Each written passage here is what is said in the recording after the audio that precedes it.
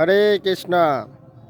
সামনে আসছে কি রামচন্দ্র ভগবান কি জয়, অর্থাৎ রামনবমী কবে? 12ই চৈত্র, 27শে মার্চ আর শুক্রবার। বলুন সবাই, জয় রামচন্দ্র ভগবান কি জয়। তো অবশ্যই এই রামনবমী পালন করবেন। ভগবান খুব কৃপাময়, দুপুর পর্যন্ত উপবাস দিয়েছে।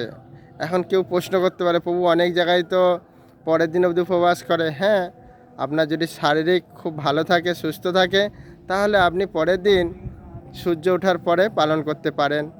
এবং কেউ হয়তো একাদশীর ফল আহার করেও জীবন ব্রত করতে পারেন, কিন্তু দুপুর পর্যন্ত অবশ্যই সবাইকে উপবাস থাকতে হবে। এবং তারপরে তার যদি শারীরিক ভালো থাকে তাহলে সে নির্জলা করবে, আর যদি একটু কমজোরি থাকে তাহলে সে ফল করবে, আর যদি একদম না পারে তাহলে সে অন্ন প্রসাদ পেতে পারে।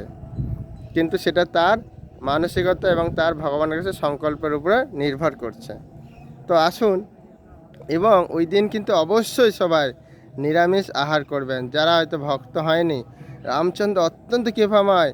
আপনারা জানেন না, যখন আপনারা রামায়ণ পড়ুন, বাল্মীকি যে রামায়ণ লিখেছিলেন, অযোধ্যাতে এরকম ছিল যে কোনো ব্যক্তি দুঃখী ছিল না, সবাই আনন্দ, কারোর মধ্যে শোক নেই। এমন কি জানেন, 12 বছর কোনো বৃষ্টি হয়নি, তারপরও কোনো অনাহার বা গাছপালা বা কোনো পশু পাখি কোনো কষ্ট পায়নি। কেন পায়নি বলুন তো? কেন? স্বয়ং রামচন্দ্র যেখানে আবির্ভূত হয়েছে, সেখানে ইন্দ্রদেবের কৃপার কী দরকার আছে? আছে? যেমন আপনার ঘরে যদি প্রধানমন্ত্রী এসে যায়, কোনো আর অর্থমন্ত্রী মুখ্যমন্ত্রীর দরকার আছে? না।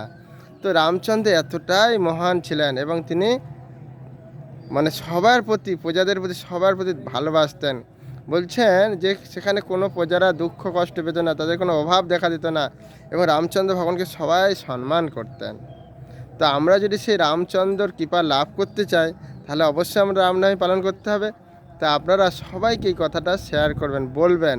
এই রামচন্দ্র হচ্ছেন মর্যাদা পুরুষোত্তম রামচন্দ্র ভগবান, তিনি সবার জন্য কৃপা করেছেন। তাই আমরা যদি তার এই তিথি, রামনবমী তিথি পালন করি, তাহলে আমরাও রামচন্দ্রর মতো একজন মর্যাদা পুরুষোত্তম, এবং সবার মঙ্গল হবে এবং নিজেরও মঙ্গল হবে। নিতাই গৌর প্রেমানন্দে। তো আশা করি আপনারা সবাই ভালো থাকবেন। কবে বললাম? শুক্রবার, 12ই চৈত্র, 27শে এপ্রিল। অবশ্যই রামনবমী পালন করবেন, কিন্তু নিরামিষ করবেন। বাড়িতে যদি বিঘ্ন থাকে, আলেখ্য থাকে, একটু পঞ্চগব্য পঞ্চমৃততে অভিষেক করবেন, পুষ্পাঞ্জলি দেবেন, দিয়ে ভগবানের জন্য বিভিন্ন কিছু রন্ধন করে ভগবানকে ভোগ নিবেদন করে মহাপ্রসাদ পাবেন। নিতাই গৌর প্রেমানন্দে। হরি বল।